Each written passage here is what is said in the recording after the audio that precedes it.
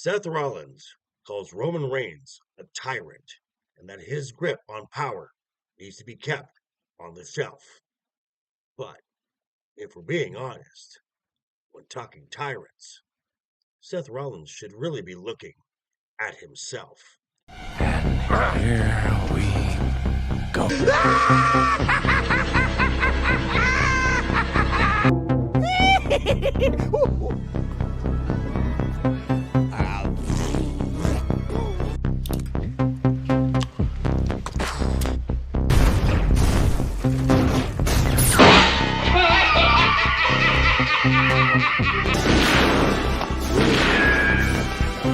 Is like gravity. All it takes is a little push.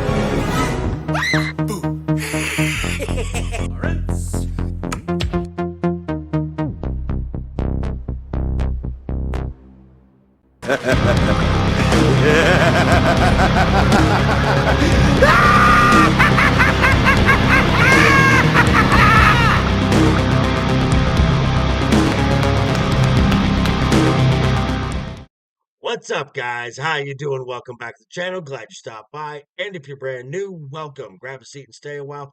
But do me a couple favors first. Go down and hit that subscribe button. Go next door, ring that bell. Make sure it says all so you know when the next video pops up. Hit that like button. And before you head out, drop a comment. And if you are one of the regulars here, welcome back for another round. As you also hit that like button. And before you leave, drop a comment, because YouTube does love those comments. And of course, share the video out on all social media. Speaking of social media, check the description down below. Get my links for X and Instagram. You can find me there. Also, check out the link to that Joker Voice merch store. Get some really cool stuff. Okay, so this past Monday on Raw, when approached by Sami Zayn and the Usos about teaming with Roman Reigns, Seth Rollins, along with saying absolutely not, referred to Roman Reigns as a tyrant. Now, while the tribal chiefs reign at the top of the WWE, I would not call it benevolent by any means. Seth Rollins is not innocent either. Let's take a look, shall we? And here we go. So let's start at the beginning. November 18th, 2012.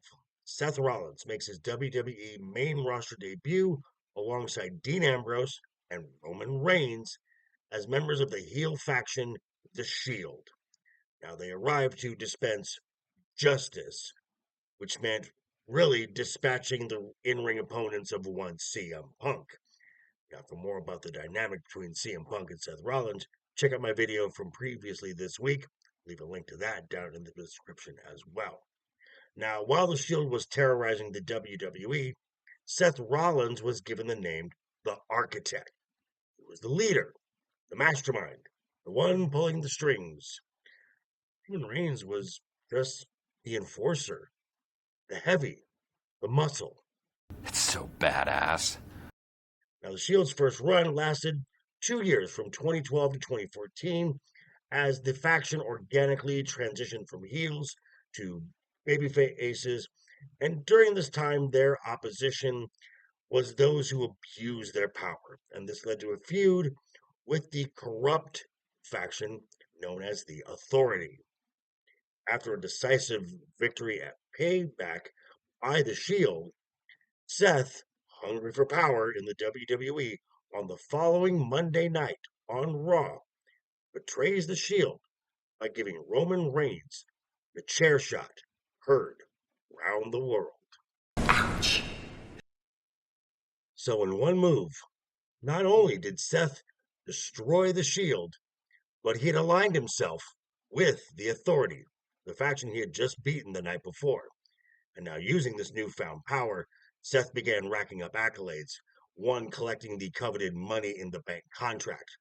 And in probably one of the greatest moments in WrestleMania history, at WrestleMania 31, Seth Rollins, during the Brock Lesnar-Roman Reigns Championship title match, cashed in, making it a triple threat match, and in the heist of the century, pinned Roman Reigns to now sit atop the WWE as its champion. Dude, that was awesome! Now, Seth's time with the Authority ended in about 2016, and for the next few years, he kind of bounced around the mid card until his latest machination showed up around 2019. And late 2019, for the Survivor Series, Seth was named the team captain of the Raw brand. This was for the brand supremacy concept versus SmackDown and NXT Black and Gold. After a dismal showing by Raw, the following night, he called out the entire Raw roster, blaming everyone there, not himself. Everyone else had dropped the ball. Well, this didn't sit well with one Kevin Owens, who challenged him to a match and later on that night was attacked at the behest of Seth Rollins by the authors of Pain. Seth Rollins began to refer to himself as the Monday Night Messiah, claiming his opponents needed to be sacrificed for the greater good. Now, this persona drew other followers to him, the likes of Buddy Murphy and Austin Theory, with a cult-like devotion. Now, I'll understand if you don't remember this cringe. I mean, this was mostly during the Thunderdome era. I don't blame you. Yeah, I can see that. Let's take a look at this past year. The tribal chief, Roman Reigns, has unified the WWE and the Universal titles, leaving the Raw brand without a top prize. Until Night of Champions, the newly commissioned World Heavyweight Champion is determined, and the winner is, you guessed it, Seth Rollins. Now, to his credit, he did hold this title for 316 days before dropping it at WrestleMania 41.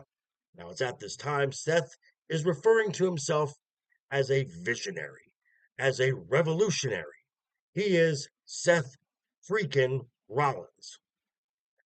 Interesting choice of words, because if human history has taught us anything, most tyrants start off as visionaries and revolutionaries. That's a fact. So, Seth Rollins calling Roman Reigns a tyrant, is it out of some high moral standard? No.